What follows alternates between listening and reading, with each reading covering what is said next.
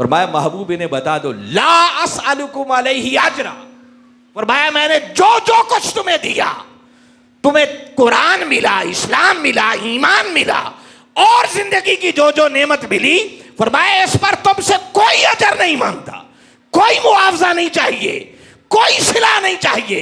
ہاں اگر میری وفاؤں کا، میری غلامی کا حق ادا کرنا چاہتے ہو، صلہ دینا چاہتے ہو، تو سوال صرف ایک ہے کہ پھر علی، فاطمہ، حسن اور حسین سے محبت کر. کو بات سمجھ میں آ رہی ہے؟ کتنا زور دے کے باری تعالیٰ اس چیز کو بیان کر رہے ہیں. تو کیا خیال ہے اتنے زوردار انداز میں بات ہو، پھر فرمان مصطفیٰ بھی ہو، حکم خدا بھی ہو، حسر بھی ہو، تو کوئی انکار کی گنجائش رہتی ہے؟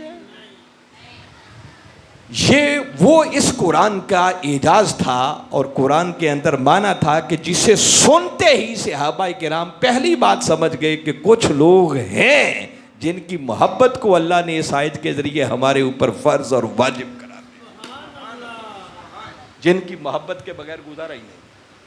اچھا اب فرائض میں بھی بڑا فرق ہوتا ہے. مثلا دیکھیے نماز پڑھنا فرض ہے، فرض ہے، لیکن اگر کوئی شخص نماز نہ پڑھے، کتنے ہوں گے جنہوں نے مغرب کی نماز نہیں پڑھی؟ تو کیا خیال ہے نماز نہ پڑھے تو کوئی کافر ہو جائے گا؟ نماز کا پڑھنا فرض ہے، مگر کوئی جان بوجھ کر بھی نماز چھوڑ دے تو وہ کافر نہیں ہوتا. اس کی گرفت ہوگی، اس کا حساب ہوگا، اس کو سزا ملے گی، جہنم میں جانا پڑے گا. روزہ رکھنا فرض ہے، مگر اگر کوئی بغیر کسی شرعی عذر کے روزہ چھوڑ دے تو کیا کوئی کافر ہو جائے گا؟ کافر نہیں ہوتا. زکوٰۃ کو لے لے، زکوٰۃ کا ادا کرنا فرض ہے، مگر اگر کوئی شخص زکوٰۃ نہ دے تو کافر نہیں ہے. فرض، مگر فرض چھوٹ بھی جائے تو بندہ کافر نہیں ہوتا. مگر ان ہستیوں کی محبت، ان کی مودت، یہ ایسا فرض ہے کہ ادھر سینہ اہل بیت کی محبت سے خالی ہوا، انسان اسی وقت دائرہ ایمان سے خارج.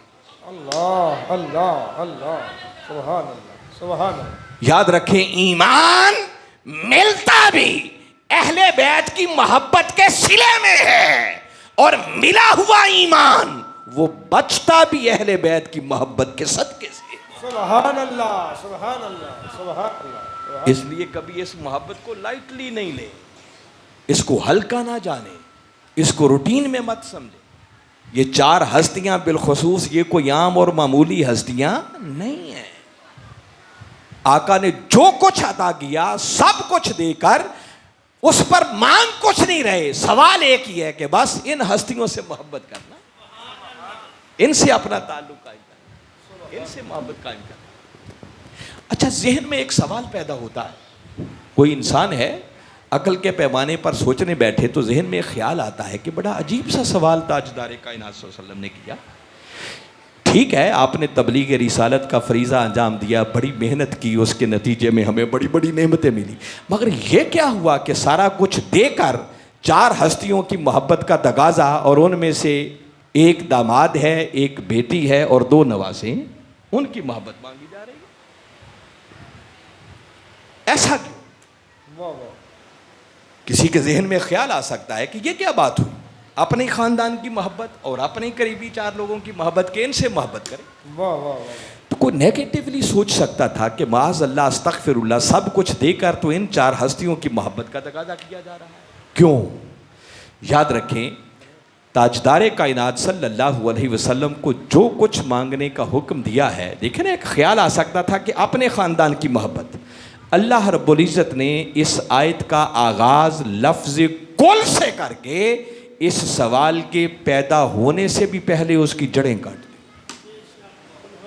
فرمایا کو بدبخت یہ نیگیٹو نہ سوچے کہ شاید میرے آقا نے اپنی ذات کی وجہ سے کہ یہ میرے قریبی ہیں، ان سے محبت کرنا، ان سے لحاظ کرنا، اس وجہ سے مانگا، تو اپنا سمجھ کر نہیں. فرمایا نہیں، یہ جس محبت کا تقاضا ہو رہا ہے، جن ہستیوں سے محبت کی مودت کی ڈیمانڈ ہو رہی ہے، یہ صرف میرے رسول کی خواہش اور تمنا نہیں ہے، بلکہ پیچھے حکم خدا ہے. کس کا حکم ہے؟ اللہ کا ہے. باری تعالیٰ سمجھانا چاہتے ہیں صرف میرے محبوب کی بات ہوتی تو تم اعتراض کرتے. تو محبوب نہیں ڈیمانڈ کر رہا, محبوب سے اعلان تو میں خدا کروا رہا. پھر اگلا سوال ایک ذہن میں پیدا ہوتا ہے کہ ان چار ہستیوں کی محبت کا تقاضا جو اللہ اور اس کا رسول اتنا زور دے کے کر رہے ہیں, تو معاذ اللہ استغفر اللہ, کیا یہ ہستیاں کوئی ہماری محبت کی محتاج ہیں کہ ان سے محبت کریں گے تو معاذ اللہ علی, فاطمہ, حسن اور حسین علیہم السلام کا کوئی فائدہ ہو جائے گا؟ وہ ہماری اس محبت کے محتاج؟ تو پھر زور کیوں دیا جا رہا ہے ان ہستیوں کی محبت پر؟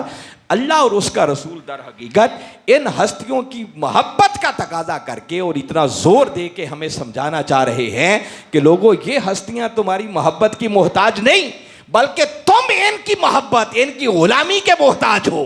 مولا کیوں؟ فرمایا ایمان چونکہ ان کی محبت کا نام ہے, اور میرے مصطفیٰ نے جس محنت, تگ و دو, جانفشانی, تکلیفیں برداشت کر کے تمہیں ایمان کی دولت سے سرفراز کیا ہے, اب میں اور میرا رسول چاہتے ہیں کہ تمہارا ایمان بچا رہے, محفوظ رہے. اگر ایمان کو بچانا چاہتے ہو تو ایمان کی حفاظت کا راز وہ محبت اہل بیت میں. سبحان اللہ. نعرہ تکبیر, نعرہ رسالت, نعرہ حیدری.